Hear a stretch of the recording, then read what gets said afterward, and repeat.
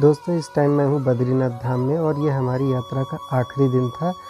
हमने आश्रम में रूम लेने के बाद वहाँ पर अपना सारा सामान रखा और बद्रीनाथ धाम दर्शन करने के बाद सीधे पहुँच गए माना चौक पे। माना चौक से माना गांव पड़ता है 3 किलोमीटर। आप पैदल भी जा सकते हो, आप वहाँ पे बुक भी कर सकते हो कैब। इसके अलावा सवारी के हिसाब से आपको बुक करने के लिए लोग चाहिए होते तो फिर आप जो भी श्रद्धालु होते हैं उनको इकट्ठा करके आप उस पर वैन पे चढ़ करके वहाँ से आप माना गांव के लिए निकल सकते हो। जोखरी आखिरी गांव है इंडिया का, उसके बाद इंडिया चाइना बॉर्डर स्टार्ट हो जाता है। तो चलिए चलते हैं माना गाँव। सवारी में जाएंगे भैया। हाँ कोई नहीं, चार कोई नहीं भैया, जब 10 होंगी तब चलेंगे। और माना गांव के लिए गाड़ी निकल रही है अपनी। बोलो बद्री विशाल की जय। दोस्तों माना गांव पड़ता है यहाँ से 3 किलोमीटर की डिस्टेंस पे। उसके बाद 1 किलोमीटर की ट्रैकिंग पे आपको जो भी साइट सीइंग है वो मिल जाएंगे घूमने के लिए।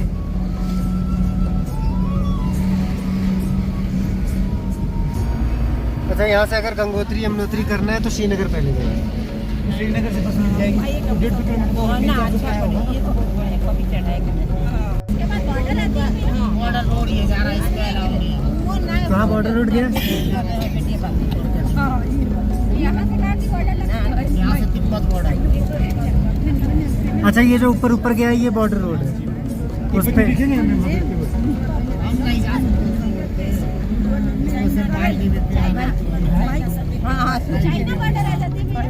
तिब्बत वो सामने बस उधारा है, व्हाइट कलर का वाटरफॉल दिख रहा। हाँ हाँ बस उधारा है, वो बस उधारा है। अच्छा, वहीं तक जाना है। वो तो 7 किलोमीटर ट्रैक है भैया। ये क्या बन रहा है? सामने ही बन रहा है। अच्छा, ये वसुधारा नाइट इसकी जगह वाटरफॉल है। 7 किलोमीटर का ट्रैक है यहाँ से। तो अपना भाई प्रकाश, ये हमें मिले थे रुद्रप्रयाग में केदारनाथ से दर्शन करके लौटते टाइम। और भाई अपना है वहाँ से करनाल से, हरियाणा से, अपन हो गए यूपी से। और पीछे की जो लेडीज़ बैठी हुई हैं ये सब भी यूपी से, गोरखपुर से और अलग अलग जगह से है। तो दोस्तों जब भी आप किसी ऐसे तीर्थ स्थल जाते हो तो अगर आपका अपना खुद का भी ग्रुप अगर नहीं है तो आपको रास्ते में बहुत सारे लोग मिलेंगे जिनसे बातों बातों में ग्रुप बन जाता है। ग्रुप बनने का फ़ायदा ये होता है जब भी आप कहीं की कैब बुक करते हो। आप फॉर एग्जांपल कैब बुक कर रहे हो रुद्रप्रयाग से बद्रीनाथ की, 8,000 रुपये की पड़ रही है। 10 लोग बैठोगे 800 की पड़ जाएगी। हम लोग 8 लोग थे, 1,000 रुपये की पड़ जाएगी। तो वही फ़र्क होता है। अगर मान लीजिए आपका कोई पहले से ग्रुप नहीं है तो आप यहाँ आओगे तो आपके ऑटोमेटिक ग्रुप बन जाते हैं, जिसका फ़ायदा भी मिलता है और तीर्थ यात्रा का आनंद भी डबल हो जाता है। और एक दूसरे से हम नॉलेज और एक्सपीरियंस भी शेयर करते रहते हैं। क्यों भाई? यस। कितने बार ये ले सकते हैं? ये सब 10-10 रुपये का है। अच्छा, ये 50 का है शुगर की दवाई। ये ग्रीन टी, इसको कैसे लेना होता है? पानी में गर्मा के। ये धूप बत्ती है।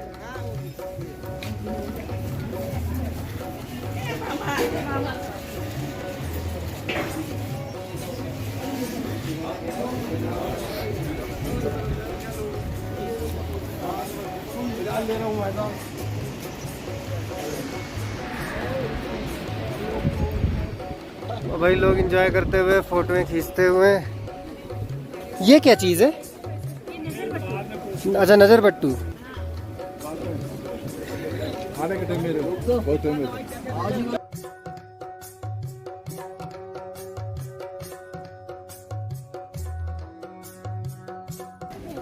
पूरा पहाड़ दिख रहा था गायब। हाँ, वहाँ का वेदर ऐसे ही है, चेंज होता रहता है केदारनाथ में। गर्मी लगी, इतनी गर्मी लगी।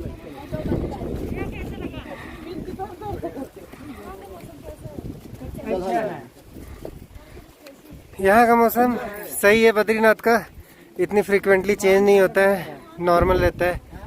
हल्का ठंडा है, हल्की ठंडी हवा है, तो वैसे ही रहती है। केदारनाथ में धूप आएगी, जैकेट उतारनी पड़ेगी। जैसी बारिश बर्फ़ होगी आपको बिल्कुल फुल पैक होना पड़ेगा।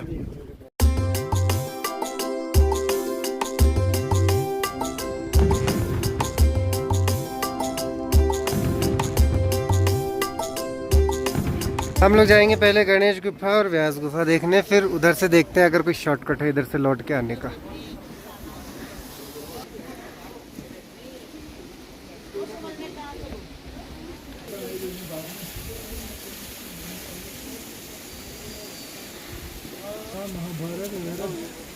जो भी है अभी इसी के फोटो खींच लो। मतलब गणेश जी ने यहाँ पर निवास किया था और पुराण और महाभारत का लेखन लेखन भी यहीं पे हुआ था।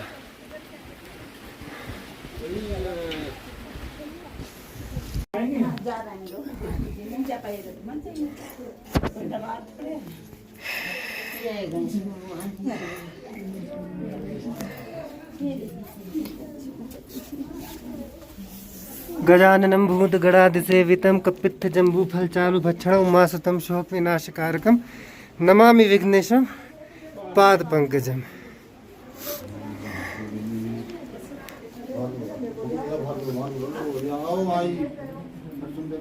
दोस्तों वेद व्यास जी ने जो भी पुराण महाभारत इसलिए लिखे थे क्योंकि माफ़ी चाहूँगा, गणेश जी ने, वेद व्यास जी बोलते थे क्योंकि गणेश जी की लिखने की स्पीड बहुत तेज़ थी, तो बोलते जाते थे ऋषि मुनि, वो खटाखट लिखते जाते थे।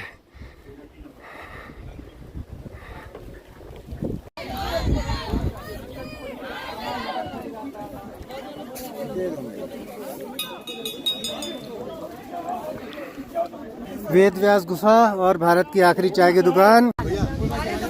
वॉइस लो, वॉइस देता, वॉइस देता।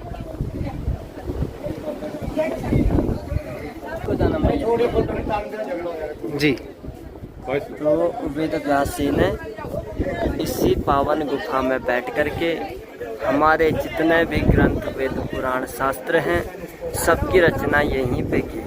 केवल महाभारत को लिखने के लिए समय की कमी होने के कारण गणेश जी को बुलाया गया, क्योंकि द्वापर का अंतिम समय था, कलयुग आने वाला था। तब गणेश जी ने शर्त रखी कि श्रुते तत्प्राह विघ्नेशु यदि मैं लेखनी क्षणम, लिखते वक्त मेरी लेखनी क्षण भर भी रुकनी नहीं चाहिए, रुक गई तो आगे नहीं चलेगी, क्योंकि गणेश जी दोनों हाथों से लिखा करते थे।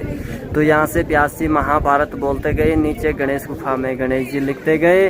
उसके बाद भी वेद व्यास जी को जब आत्मसंतुष्टि नहीं हुई तब अंत में इस स्थान को छोड़ देते, यहाँ से उदास होकर के चले जाते सरस्वती नदी के किनारे और वहाँ पे जा कर के बैठ जाते हैं। नारद मुनि आते हैं, नारद जी पूछते कि भगवान तुम इतने उदास क्यों हैं? तो वेद व्यास जी कहते मैंने इतने ग्रंथों का लेखन किया, वेद पुराणों की रचना की, तब भी ये चित्त शांत नहीं हो रहा। तब नारद जी कहते जब तक तुम भागवत रूपी रस का पान अपने भक्तजनों में नहीं बांटोगे तब तक तुम्हें संतुष्टि नहीं मिलेगी। तो अंत में इसी स्थान में आकर के नर नारायण भगवान को प्रणाम किया, माँ सरस्वती की वंदना की और यहाँ पे आकर के भागवत महापुराण की रचना की वेद व्यास जी ने।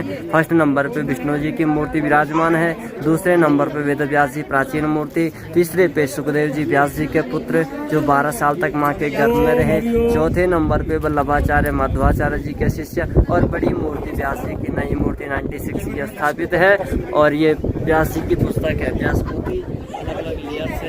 ये द्वापर में पूरी भोजपत्र थी, जब कलयुग आया पूरा पत्थर में अवतरित हुआ। अच्छा ये जो है पत्थर में ये बुक थी पहले, ये अलग अलग पन्ने हैं। तो ये भोजपत्र थी द्वापर में, जब कलयुग आया पूरा पत्थर में अवतरित हुआ। अगर भोजपत्र ही रहता तो भक्त कंधे में उठा करके ले जाते और मार्केट में बेच देते। तो जो बद्रीनाथ के अंदर भगवान विष्णु जी की मूर्ति विराजमान है वो मूर्ति किसी कलाकार ने नहीं बनाई, वो स्वयं भू विष्णु हैं। जब द्वापर का अंतिम समय था, कलयुग आने वाला था, तो भगवान विष्णु पत्थर की मूर्ति में विराजमान हुए। कहा कि जो भक्त श्रद्धा भक्ति से मेरी मूर्ति के दर्शन करेंगे उनको मेरे साक्षात दर्शनों का फल प्राप्त होगा। तो भागवत की किताब भी साक्षात कृष्ण के स्वरूप होती, कलयुग आते ये भी पत्थर में अवतरित हो गया। बोल बद्री विशाल भगवान की जय। धन्यवाद पंडित जी। हरि।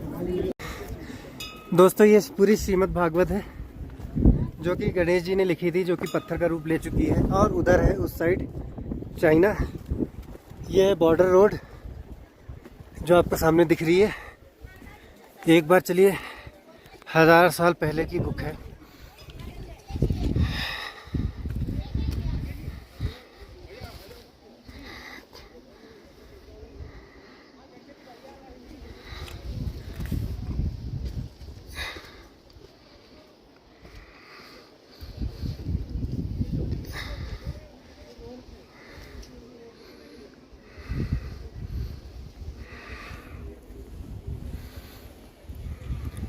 भारत माता की जय, वंदे मातरम। वंदे मातरम तो बोलो। और सब्सक्राइब करो नरेंद्र पैराडाइज मेरा चैनल।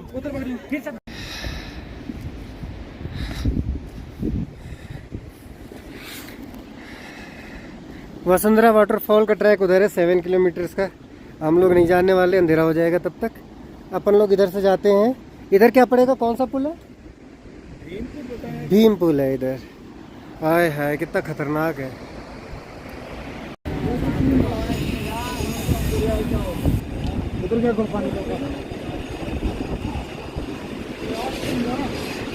जय शारदे माँ।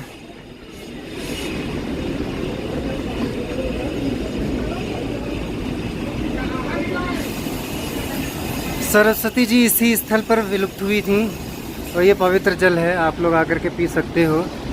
और ये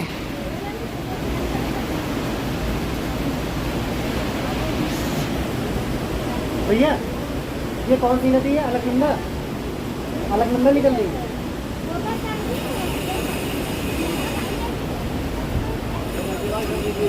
सरस्वती नदी है।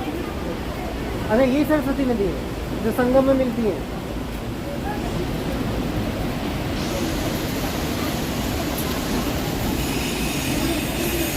सरस्वती नदी का पवित्र जल भर लिया है। अब चलते हैं, यहीं पर सरस्वती माता का मंदिर बन रहा है वहाँ पर, और फिर भीम पुल पर। और हिंदुस्तान की जो अंतिम दुकान है जो ऊपर वाली थी वो लोग कहते हैं ओरिजिनल है, बाकी एक तो और बना ली है लोगों ने। वहाँ पे मैंने चाय मिस कर दी थी तो मैं यहाँ पे पी लेता हूँ, कोई बात नहीं।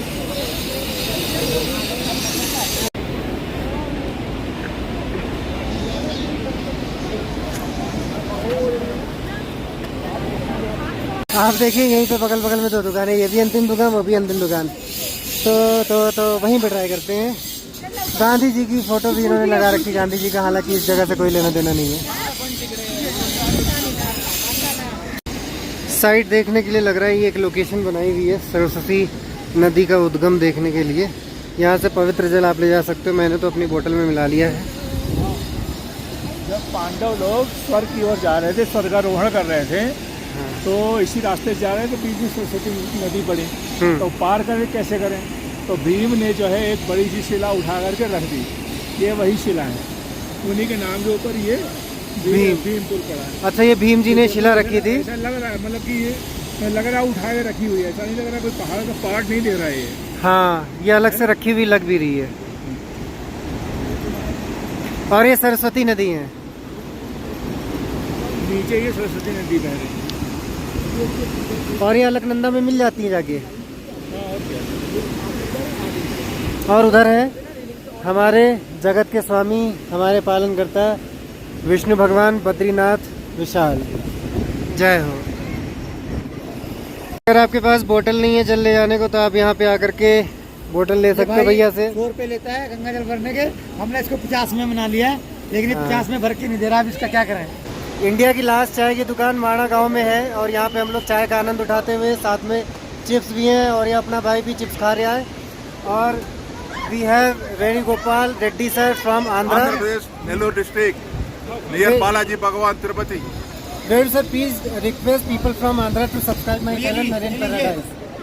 Please subscribe channel. Speak in your language. అందరూ దీన్ని సబ్స్క్రైబ్ చేయండి, తెలుగు వాళ్ళందరూ. మన ఫ్రెండ్ नरेंद्र पैराडाइज। ये लीजिए, खा लो। दोस्तों, ये माणा गांव से अब हम लोग लौट रहे हैं। ये सरस्वती नदी जा रही है, पवित्र नदी। उधर से अलकनंदा नदी आ रही है और उन दोनों का वहाँ पे संगम हो रहा है। और यहाँ से फिर ये नदी जाएगी आगे देवप्रयाग में, जैसा कि मैंने आपको बताया था। और शाम के बज रहे हैं 5:18। मौसम बदल रहा है, ठंडा भी हो रहा है, धूप जा चुकी है और धीरे धीरे अंधेरा भी, I guess half an hour में अंधेरा हो जाएगा। यहाँ पे जिस स्पीड से रोशनी कम हो रही है।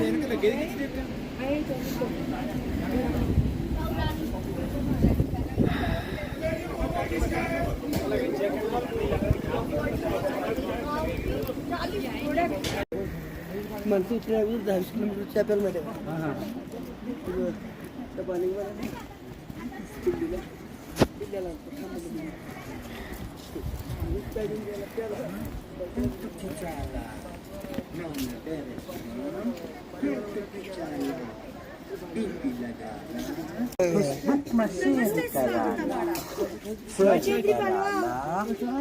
में कराला, व्हाट्सएप में कराला, शेयर कराला, खूब फोटो खिंचाला, मान टेरेस में खूब फोटो खिंचाला, वीडियो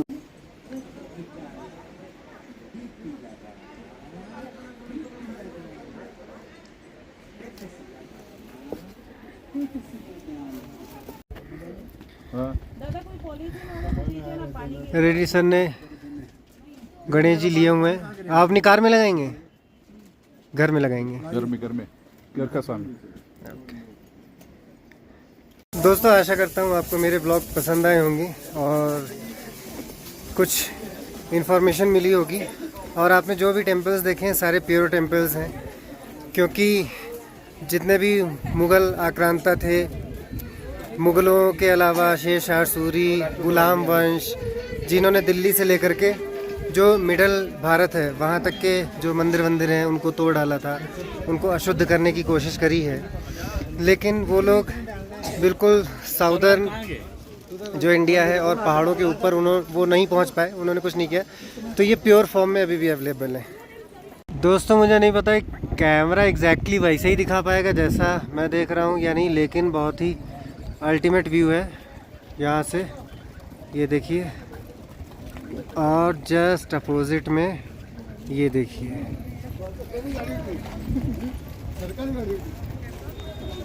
दोस्तों बद्रीनाथ धाम से हरिद्वार या फिर ऋषिकेश के लिए बस बुक करने के लिए हम लोग पिछले आधे घंटे से इधर बस अड्डे में ढूंढ रहे हैं, लेकिन बस अड्डा भी टूटा हुआ है। अभी उसमें काम चल रहा है कंस्ट्रक्शन का, तो जो बसेस बुक हो रही हैं बस जैसे ही आती है एडवांस में उसके अंदर बुक करनी होती है। दोस्तों हमें कल सुबह निकलना है बद्रीनाथ से। हरिद्वार या ऋषिकेश कहीं की भी बस मिल जाए तो उसके लिए एडवांस में ही बुक करनी पड़ेगी। कल अगर आएंगे तो बस नहीं मिल पाएगी। और अभी बस हाथों हाथ जो है बुक हो रही है, तो हम लोग अभी वेट कर रहे हैं बुक करने के लिए। जैसे ही बस आती ही खाली होती है, क्योंकि प्राइवेट गाड़ी अगर आप बुक करोगे तो वो आपको बहुत महंगी पड़ेगी, 12-15 हज़ार की। दोस्तों रात के बज रहे हैं 8:15 और सब लोग नहा धो खा पी करके रूम में जा चुके हैं, लेकिन मुझे कुंड में नहाना था और बारिश हो रही है झमाझम। मैं जा रहा हूँ गर्म कुंड में नहाने ताकि पूरी थकान चली जाए। और ये देखिए रात में बद्री विशाल का मनमोहक रूप।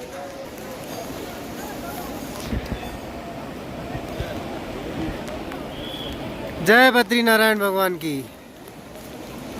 आप मेरे पीछे देखिए अभी भी लाइन लगी हुई है पूरी ज़बरदस्त, और बहुत ही स्टिफ स्टेयर्स हैं, ध्यान से चलने वाला है। बस ये बारिश थोड़ा मेरे नहाने तक रुक जाए ताकि एक बार नहाने के बाद फिर मुझे वापस गीला ना होना पड़े। आहा वो देखिए गरम कुंड है, आपको वहाँ से धुआं निकलता हुआ दिख रहा होगा। हेलो, ये देखिए हमारे रूममेट नहाते हुए और सारे लोग नहाते हुए। मैं बस 1 घंटा मैंने नहाया, भाई का वेट किया। भाई अब आए जब मैं नहा के निकला, बहुत मज़ा आया, सारा दर्द सही हो गया। दोस्तों मेरा चैनल है नरेन पैराडाइज, सब्सक्राइब कर लेना सब लोग। चलो हर हर महादेव।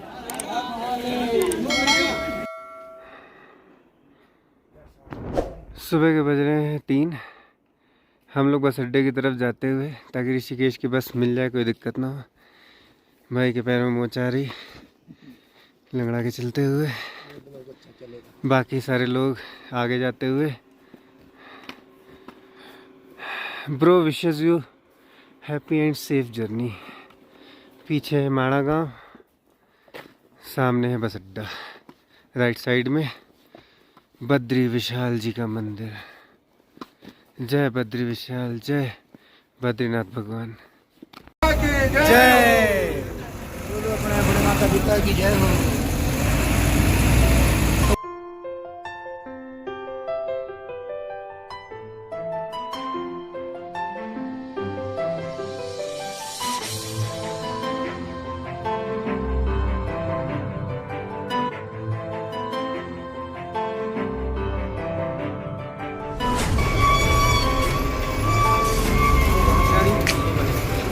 हाँ, एक तरफ से भागीरथी, एक तरफ से अलकनंदा नदी।